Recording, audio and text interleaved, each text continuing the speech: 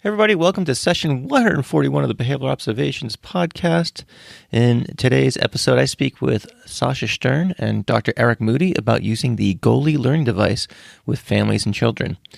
Sasha is the CEO of Goalie, and Eric holds the title of Research Professor at the Wyoming Institute for Disabilities. So if you're wondering what Goalie is, it's an Android-based standalone device that allows users to program visual schedules, create task analyses, manage token economies, and even log problem behaviors. So in this episode, we talk about the conditions that motivated the creation of this device, the research that's been conducted with it, and how both clinicians and parents have been using it to support children across their day. If you'd like to learn more about Goalie, you can head over to their website. It's Goalie, G-O-A-L-L-Y, or goally.co. That's goalie.co to check them out. They've got a lot of cool blogs and forums there for people who have want to learn more, and there's a lot of interesting articles, especially about using Goalie in the context of supporting students in remote learning. Really lots of great information there. This is a short episode. It's kind of like something we started quite a while back. It's just another installment, I suppose, in the tech trends of behavior analysis. In the spirit of transparency, I do want to make clear that Goalie is not a sponsor of Behavioral Observation, nor is there any affiliate relationship with Goalie at this time. So this, while may sound like an infomercial of sorts, at the time of this recording, there's no financial remuneration on my part. So my enthusiasm is just based on the excitement and the potential of this little piece of technology. So just wanted to kind of clear that up. But, who is sponsoring this episode? That's howtoaba.com. Being a BCBA can be lonely and overwhelming at times, and at howtoaba.com, they help BCBAs feel supported and confident by providing easy-to-access printables, CEUs, and a collaborative community. Imagine having an all-in-one resource to save you time and help your clients, and having your toughest questions get answered and being part of a collaborative group of professionals to share ideas. Monthly pro memberships include CEUs, so join over 1,000 other of your closest friends and ABA professionals over at howtoaba.com. You can go to howtoaba.com/joinbxresource. That's joinbxresource. And don't worry if you're in the car or on the treadmill or whatever. All these links will be at the show notes for today's episode. Also, when you join today and use the code BOP, you'll receive 10% off your yearly subscription. We're also brought to you by the Whoop Strap. Yes, you've heard me talk about the Whoop Strap quite a bit as of late, and I love this little piece of tech. It gives me all sorts of analytics on everything from sleep and recovery to heart rate and calories burned. So if you're into that kind of quantitative self, or quantified self rather, stuff, this is the perfect device to manage all of that. If you want to learn more and about the device and save a few bucks while you're at it, go to behavioralobservations.com. There'll be a tab there that says Get the Whoop Strap. You can click on that and go from there. And last but not least, we're brought to you by HRIC Recruiting. Barb Voss has been placing BCBAs in permanent positions throughout the United States for just about a decade, and she's been in the business recruiting more generally for over 30 years, so she really, really knows what she's doing. So when you work with HRIC, you'll work directly with Barb, and you'll access highly personalized service. There's no middleman. So if you're about to graduate, or if you're looking for a change of pace, or if you just want to know if the grass really is greener on the other side, head on over to hricolorado.com to schedule a confidential chat right away. Again, that's hricolorado.com. All right, that's it for opening remarks. So without any further delay, please enjoy this interesting conversation about the Goalie learning device with Sasha and Eric.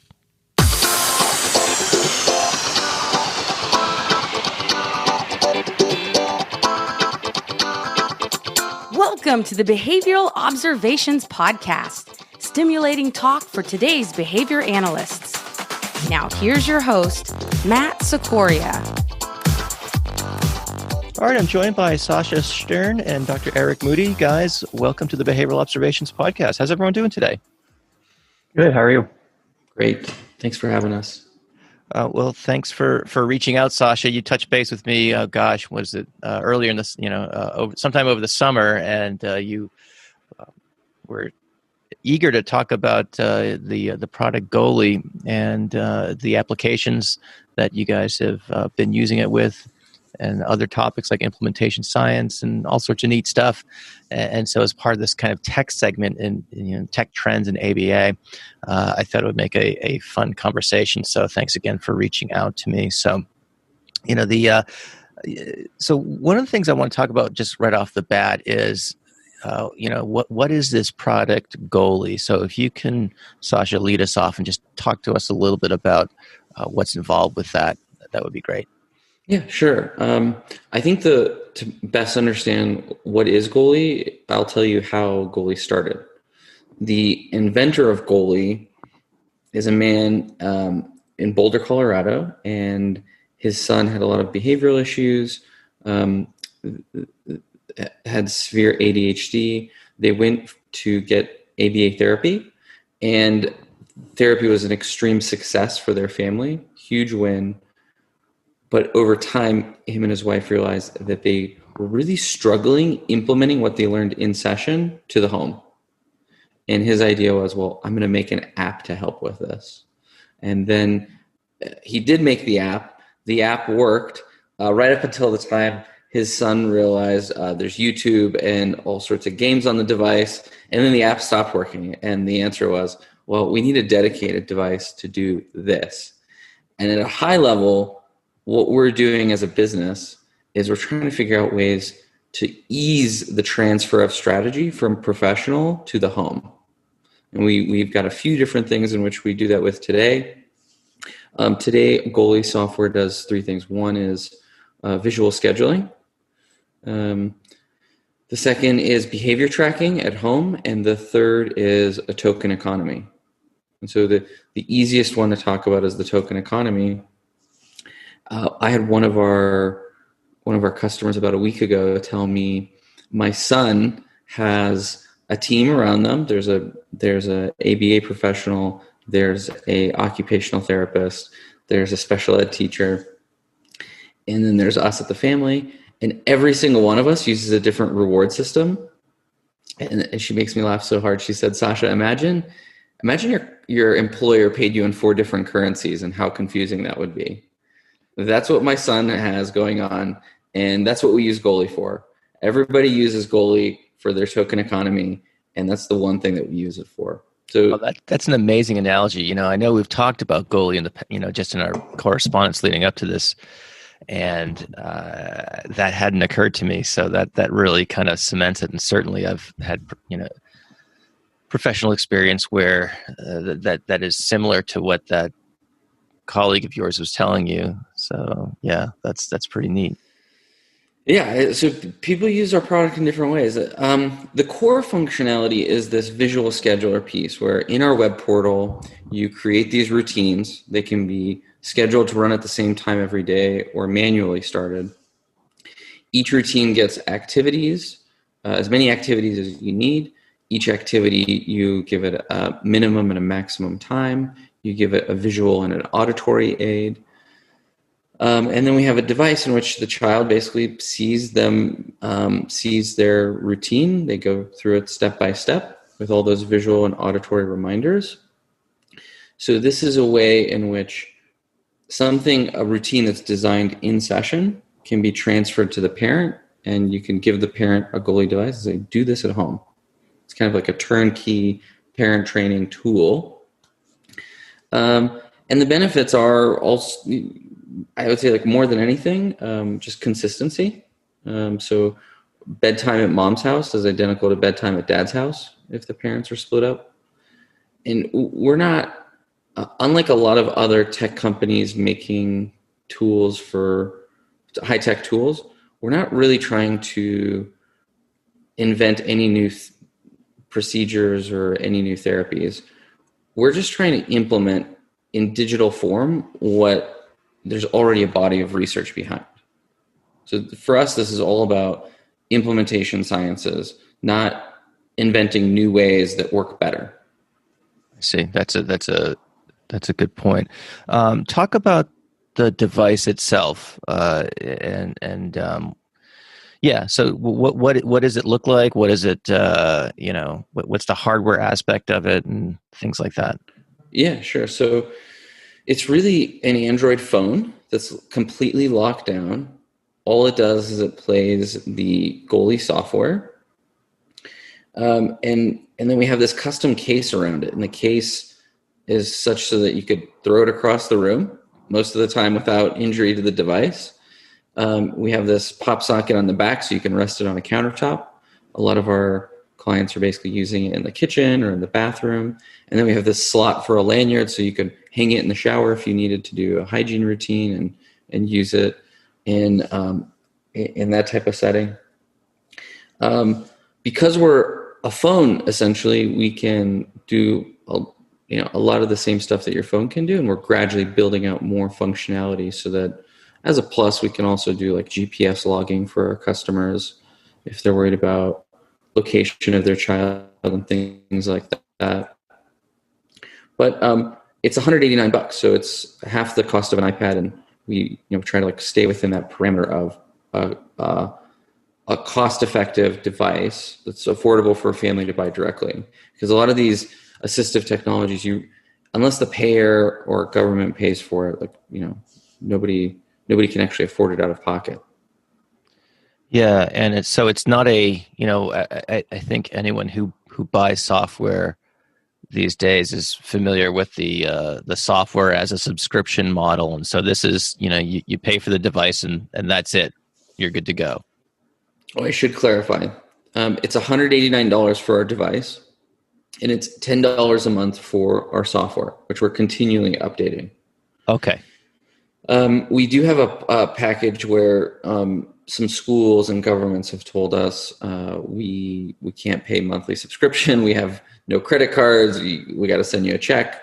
And for them, we've created a prepaid version where they prepay for 3 years, and we give them a break on price.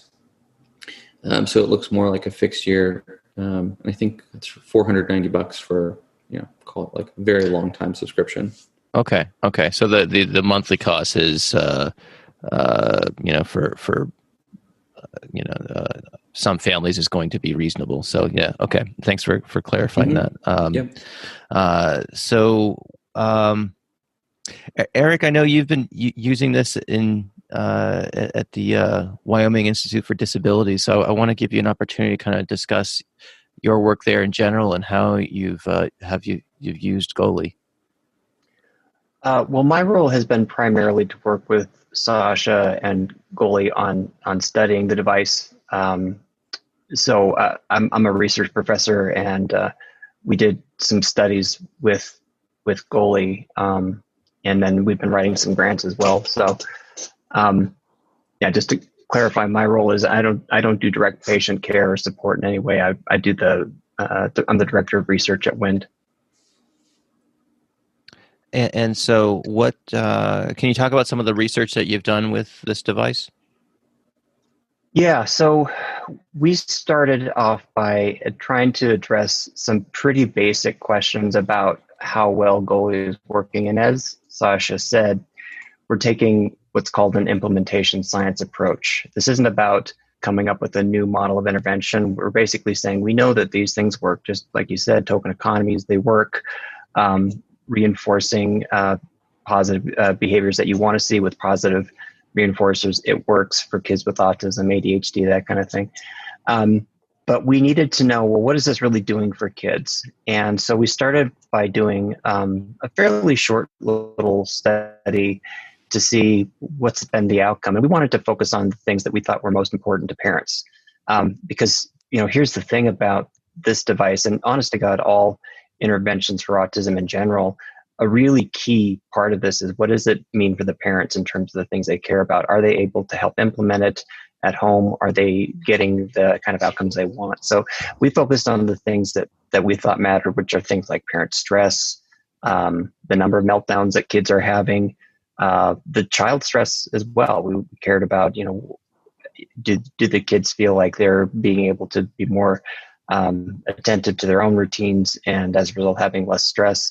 the routine difficulty and duration. And what was really interesting after just a short period of time, we just studied a month at first because we wanted to kind of see what happens when people start doing this. We saw really big drops in all of these. So parent stress dropped 41%, child stress dropped 35%, the routine difficulty dropped by 27%, duration dropped by about 14%. And remember, this was just after a month. The one that really, there's actually two things that really threw me though, which was the number of meltdowns and the number of prompts. The number of meltdowns dropped 68%, and then the number of times that the parent had to prompt the child dropped 65%. So these are really, really big gains in the kinds of things we want to see. We want people to be better able to take care of these routines at home. That we want the kids to increase in their independence, and we want everybody in the family to be to have higher levels of well-being. So, just in this short study, it was a preliminary study in anticipation of a few grants.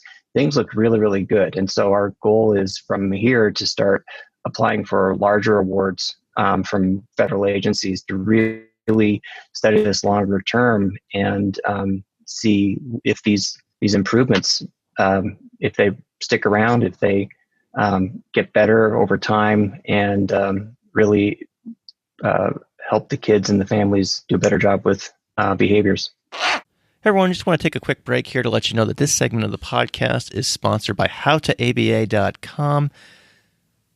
You know, being a BCBA can be lonely and overwhelming. At howtoaba.com, they help BCBAs feel supported and confident by providing easy-to-access printable CEUs, all in a collaborative community.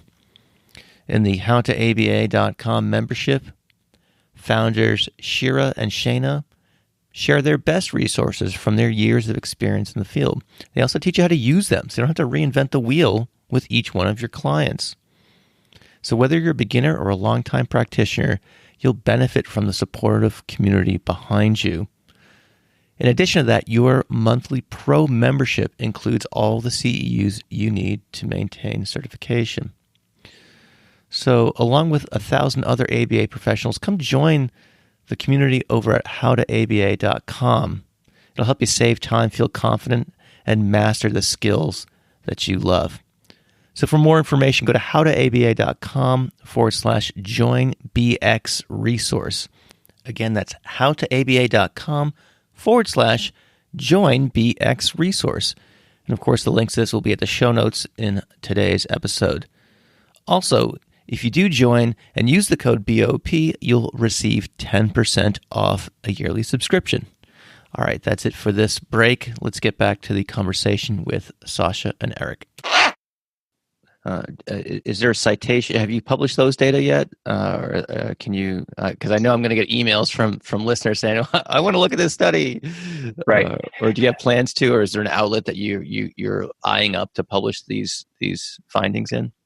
So that was a short little study. It was designed, as I said, for preliminary data for the grants. So kind of like a proof of concept. Right, proof of concept. I believe we've got 2 grants that are being reviewed by various federal agencies right now. So it would be once we get those larger awards, we'd be able to publish on those. So at this point, it's a small sample. It was only 15 families, which was really good. That there was that kind of improvement. But we need to make sure that it really, if we did a larger sample and we tracked the kids for longer periods of time, that it would stick around. So right now, I think it might be on your guys' website, Sasha, but I'm not 100% sure. If it's not, I'll make sure that it is. I know we have a lot of therapists that certainly want to see more data. Mm-hmm. We'll make sure we add it to the therapist section. Go ahead. Yeah, I'm just curious. So, what sort of design do you have in mind when let's say these grant applications hit, and how do you plan on conducting the research in terms? Are you going to is this going to be kind of single subject stuff, or are you going to is this going to be like a random assignment of like a control and experimental group? Can you talk a little bit about how you plan on investigating the utility of this device? Yeah, sure. So our goal is we kind of have to balance the needs of the people that are going to be participating in the study, and they want access to something that works. We don't, I mean, we think it works. We've got some good evidence, but we don't have the gold standard proof yet, which is called a randomized controlled trial. That's what the government wants, and all kinds of different funders. They want to see that when you have a group that's getting the service and the device versus a group that doesn't, and you randomly assign kids to either one of those groups, that group that gets it sees an improvement. And that becomes really strong evidence. But the problem is families don't like being in control conditions. And I completely understand that.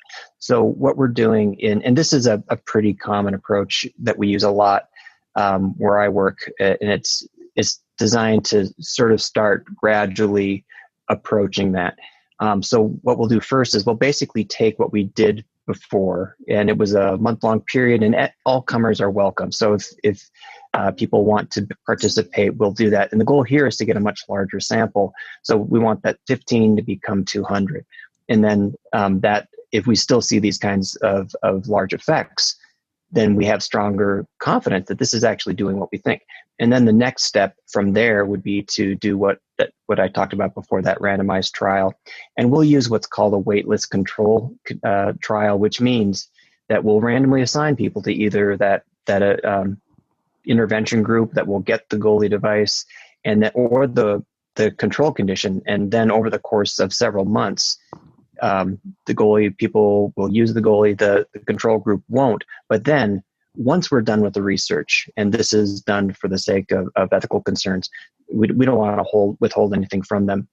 We'll give that control group the opportunity to use the goalie, funded by the study, not by themselves, so that they're not precluded from using the device.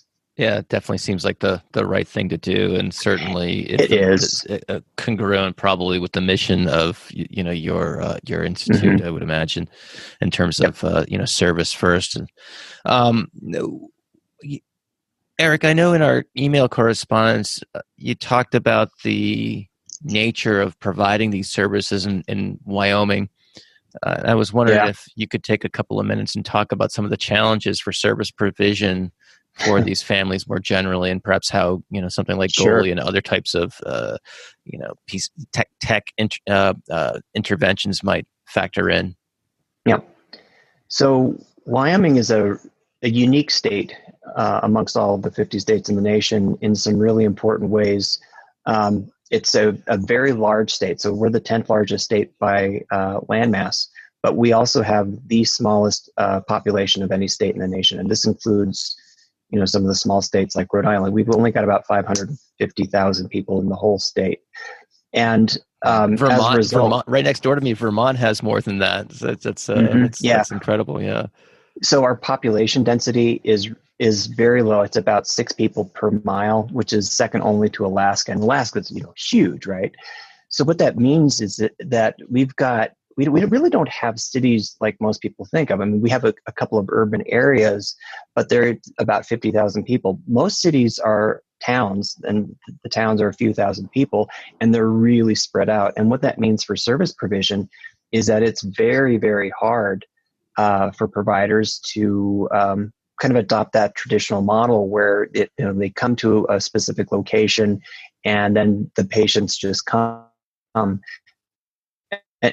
And for behavioral providers, especially, it's just hard economically to be in this kind of environment. And then to really add to that, it's really hard for the patients and the families to get to those providers because they might be centered in, say, Laramie or Cheyenne or Casper, the larger cities, right? But if they're 5 hours away, it's hard to get there to therapy when, say, a lot of the recommendations that people get are for 20 to 25 hours of applied behavior analysis per week. I mean, it's just really not feasible.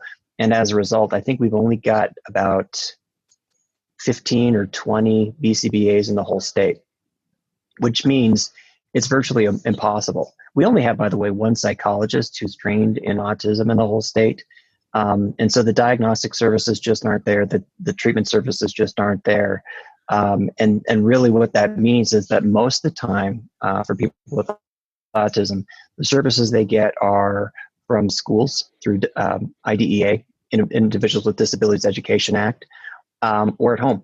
And we've heard stories of this where the parents said, I'm done with this. I'm going to go get certified in fill in the blank. One family I know, fortunately, the father was an educational psychologist, but he said, I got to do something for my child. So he went and got certified in an autism intervention so that he could serve his child first. And then the other students he works with, of course.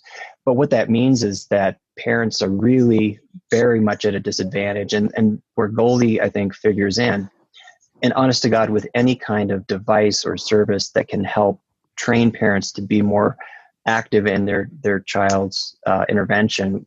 And ideally, this would be in conjunction with other trained professionals. It could be through something like telehealth, or it could be through a school psychologist or a BCBA, potentially even from out of state. But the idea is that it allows for greater involvement of the parents so that they know what they're doing and they have a way of tracking it. I mean, a lot of the core principles of ABA are implementable by parents. I mean, they can do it, but they need a little bit of support. They need a little bit of training, and they need the supervision and support from the provider. And so that's where Goalie, I think, really figures in to be very important. And then, like I said, any other device or model that can do this, it gets the information in the hands of the people who are really doing something with it. And then the added benefit is the consistency, as Sasha was talking about, that if the teacher, both the general education teacher and the special ed teacher or a school psychologist, if they have one, if they're all doing it the same way that the parent's doing it, and if they can get a clinician involved, a behavioral clinician involved at some point as well, and they're all on the same page, that suddenly becomes far more powerful. And it gets over just the geography of our state. So that's where I see a lot of the value for Goalie. Great. Thanks for taking a minute to elaborate on that. Sasha, I want to get back to you because I cut you off. You were about to say something before I asked Eric that question. So I want to give you an opportunity to chime in here. Well, I don't recall what I was going to say. I was hoping that was not the case. I can tell you what's been top of mind. I literally yesterday had a conversation with a therapist who's super experienced, and we're looking at building out functionality so that parents can do behavior skills training or tip, and but do it without even knowing what those things are. How do we create a tool in which they can implement these things that therapists have been trained to do, and hopefully with the help of the therapist in session? So how do we do that within Goalie? And so I'm just at the stage where I'm interviewing therapists and saying, well, how do you do this in session? What kind of tools can we produce for you that would be useful? And the therapist I spoke to yesterday said, parent training is fundamental to what I do. And I use BST with all of my kids. And I said, great, talk to me. How do you use BST with all of your kids? And she says, I have a giant whiteboard and I do everything on this whiteboard. And I said, okay, well, families don't have giant whiteboards at home. How are they supposed to do this? Right. And you could kind of like see the light bulb went off in her head where she's been doing something that works with kids in session, but it's literally impossible for a parent to do the same thing at home. And this is how we're viewing these tools that we're making. It's like, we know it works. It works great. But a typical mom or dad just can't do this at home, particularly after spending 8 or 9 hours at work. Are you looking for a new job, but you're overwhelmed with all the emails that you're getting from various ABA agencies? What if there was someone who was in your corner and could help you find the perfect job placement? Well, that person exists. Barbara Voss has been working as a recruiter for over 30 years, and her company, HRIC, specializes in placing BCBAs in permanent full-time positions throughout the United States. Barbara has been placing BCBAs since 2011, so she knows our business, and she offers personalized service to any BCBA looking for a new position. She also helps companies looking to hire BCBAs too. Here are just some of the things Barbara can help you with. She can provide information about salary ranges in different markets across the country. She can help you write your resume. She can coordinate and prepare you for the interview process, and even help negotiate the right salary for you.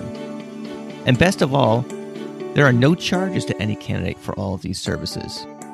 When you are ready to make a change and want to work with someone who will listen to you and understand what you need in a new position, contact Barbara at HRIC. To schedule a confidential discussion, head over to hricolorado.com. Again, that's hricolorado.com, and hit the contact button to connect with Barbara. You won't be disappointed. So the idea, perhaps, one of the questions we ask, what are some, kind of downstream iterations of the stuff that you're currently doing? And that sounds like that would be one aspect of it in terms of being able to kind of scale these types of, BST interventions. Sounds like something that would be helpful for many, many families. One of the things I want to ask you, Sasha, is just more generally, what feedback have you had, or what kind of novel applications have you seen people use Goalie for, just from a broader perspective as the CEO of the organization? Obviously, Eric went into, quite a bit of detail of how they're using that in Wyoming, but, you're seeing people use this kind of writ large. So can you talk to me about that a little bit? Yeah, we've created this thing that's customizable, where people can create routines for whatever they want. And I've just kind of been continually amazed by how creative both therapists and parents get using Goalie. My favorite example is last October, we started seeing families were using Goalie for trick-or-treating, where they created a trick-or-treating routine that instructed the kid exactly what to do. They practiced it at home with Goalie, and then they literally went trick-or-treating with Goalie in hand, and the kid could run the trick-or-treating routine manually from the device. And if they were to stumble up, they could just kind of like reference into their hand and see what the next step was. So it's just kind of like an example of a cute way in which I would have never, ever imagined anyone using Goalie. 70-ish% of what people use this for are bedtime and morning routines. That's where parents have the highest level of stress. This is where parents tell us this is when meltdowns occur at home. So the question is, well, if you're doing a routine that's bedtime, can you use just a regular app without a dedicated device for it? And the problem is that, and I don't think I appreciated this when I got started on this, like quite as much as I realize now after talking to so many of our customers, is if you have a 10-year-old on the spectrum running through a bedtime routine, and it's something so simple as a notification pops up on the screen, they're completely derailed.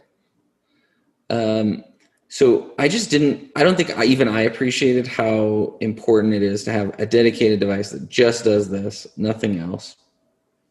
And we're seeing that right now with kids doing remote learning as well. So I would have never imagined people using Goalie this way, but I guess in hindsight, it seems kind of obvious. Kids sit at home with a laptop, and they're supposed to sit there for many hours at a time with their Chromebook, which may or may not be realistic. Parents are creating these school routines on Goalie. It's maybe 3 hours long, each routine, and the Goalie sits right next to that Chromebook, and it's telling them, okay, we're doing science for 45 minutes at 9 a.m., and then we're going to take a 10-minute bathroom break, and then we're going to go get a glass of water, and we're going to come back to our computer at 10 o'clock, and then we're going to do our math studies. And they're really just walking them through, here's what the first half of your day needs to look like on Goalie in a remote learning environment. And then with Goalie, we're basically giving them a visual timer that they can see and some light auditory prompts to say, okay, now it's time to move on to the next thing. It's really neat. And can a caregiver, whether it's a teacher or a behavior analyst or some other, kind of stakeholder parent, can they program those routines remotely, or does that all have to be done? Oh, okay. All right, cool. So so that would tie into the telehealth aspect, obviously. So that's cool. Yeah, it's super easy. They just go to our web portal, and from the web portal, they can control the device. And then in December of this year, we have a new release to our web portal where one therapist will kind of have like a dashboard so they can see 10 goalies for 10 different kids. And then we'll also automate reporting back to them. So they'll be able to see, okay, I've got 10 kids that I'm working with. This is what's happening at the home. These are the routines that are being completed. And these are the routines that are being successfully completed versus not successfully completed, so that they'll have a better idea of what to work on in session. And at that point, it'll be a little bit more of a knowledge transfer, a more accurate handoff between parent and therapist. Neat. Are you able to speak to or comfortable speaking about just in rough numbers, the number of users that you have? I'm just curious how many people are accessing this technology, and or where you see it going, or what goals you might have projecting out maybe a year or two from now. Sure. So right now we're in the low thousands, and our goal is, I want to restate the thing that I said way early on, is that we've made this to be affordable for families. None of us got into this for the money. Our goal is to have this in the hands of 100,000 families by 2024. Okay. So that's our company goal, and hopefully over time we can make things cheaper as we get more scale. We can spread those costs across more and more people, and that'll continue to accelerate the number of families that can use Goalie. Awesome. It's all very exciting. I get kind of jazzed with these really neat innovations that are coming up in our field, and certainly I can appreciate the implementation science bent to this in terms of not reinventing the wheel, but just how do you deliver that wheel, more effectively and efficiently across different environments. So I'd like to just wrap up by giving you guys an opportunity. Is there anything about Goalie you'd like to say before we sign off here, and or where can people find you or learn more, whether that be on your website or what would be the best place to kind of learn more about this? Sure. Goalie.co, GOALLY.co is our website. I am actually interviewing a lot of therapists and researchers right now about how to implement BST within Goalie and how we can create a really simple interface for people to do that. I would love to get feedback from more of your listeners and their ideas on how we can make their life easier implementing BST.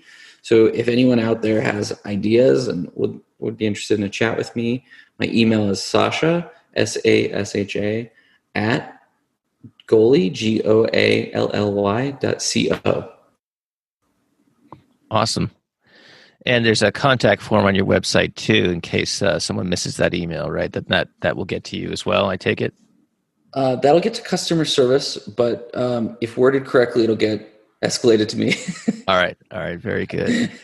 And Eric, where can people learn more about wind and the work that you're doing up there in Wyoming? You can go to our website, which is uwyo.edu/wind, WIND. And you can, it talks about all the different programs that we have in Wyoming, including our family mentorship programs, our health information center, and then our Equality State Research Network, which is where we're housing the research that we're doing with Goalie. So, and I should add, all of the research that we do is primarily based on community-based participatory research model, which means that we do this work with the community, not on the community. We want community partners at every step of the research. So, like Sasha said, if anybody has any questions, comments, or interests, they can reach out to me. My email address is eric.moody@uwyo.edu, and it's also on our website there as well. Excellent, and I'll have those links in the show notes. So, Dr. Eric Moody, Sasha Shtern, thank you so much for joining me today. This has been a real treat to learn more about the cool stuff that you guys are doing. Thanks for you, Matt. Thank you. Really appreciate it. Thank you for listening to the Behavioral Observations Podcast with Matt Sikoria. You can find Matt's notes on this episode at www.behavioralobservations.com. We also invite you to stay connected with us on Facebook at facebook.com/behavioral observations and on Twitter at Behavior Podcast.